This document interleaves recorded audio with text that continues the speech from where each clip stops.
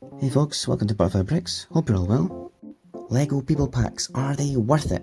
Stay with me to see my comparison to other toys of a similar price, but first, I'm going to go over these sets super quick. They've all been £33 at launch here, usually with around 160 to 200 pieces. We've had 4 in the range so far. City Town Fun in the Park was the first in 2016. Highlights for me, the baby, the pram and the wheelchair, which was the first set to have one.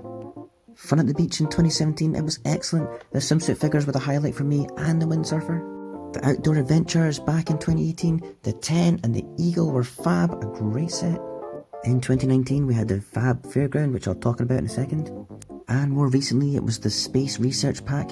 It is cool, but it's not as handy as others for me personally. Now just a quick look at the highlights for the Fairground set. I love this lassie, she's got a really cool torso. The ducks are just brilliant, really cute.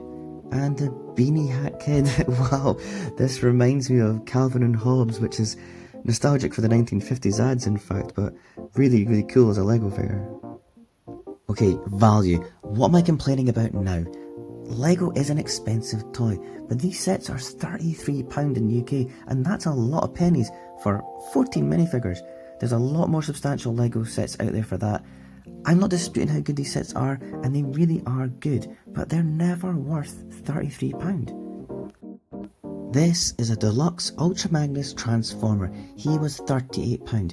He's also a relatively expensive toy, and he's action packed. Turns into a truck, and he's a bit of a wow present for a Transformers fan. Dell's Playmobil truck. The movie wasn't a success, but the toys are brilliant. Look at all the stuff, and it was £35 at retail. My kids play with this all the time. They actually love the movie. It's a big chunky toy, loads of playability, loads of space. I picked this up for £22 in the sale, but even at £30 odd, it's still great value. There's so much going on here. Check this rescue chopper out from CQ Toys. They're a premium German die-cast toy company. It's £30, it's a solid well-built toy, comes in a big box, and check out all its play functions. It's absolutely brilliant. I go back to my People Pack, which I've just built. The figures are great, I love it, but £33, there's not a lot of stuff here. If I'm looking at these 3 toys, which are around the same price, they're mid-range toys. They've all got a good wow as a birthday present. They're all competition for my kids' attention. But if I say you can have one of these, or here's some minifigures guys instead, what?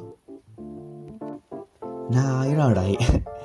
But it is a good set. I mean, really, it is good. But they're never going to go for it.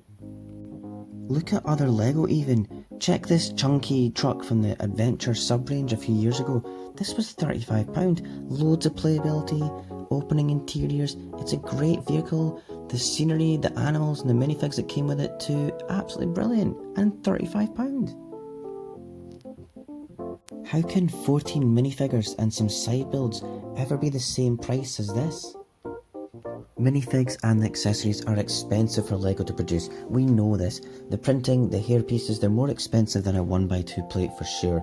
But the £33 price tag is sadly way overinflated. I want to give my money to Lego. I want them to continue to produce great sets, pay their design costs, manufacturing, tax, etc. and importantly, profit. But £33 is too much when competing toys, for my money, are way more value for money. I picked up all my People Packs for £20 each on clearance. They should be £25 at launch. Of course they do come down in price. Just keep an eye on them throughout the year and you'll nab a bargain, but don't fork out £33 for them as it's not value for money. Well, I hope you liked the video. Please like and subscribe and let me know in the comments if you think they're reasonable at full price and if you got any bargains. Oh, and check out my other videos here too. Bye.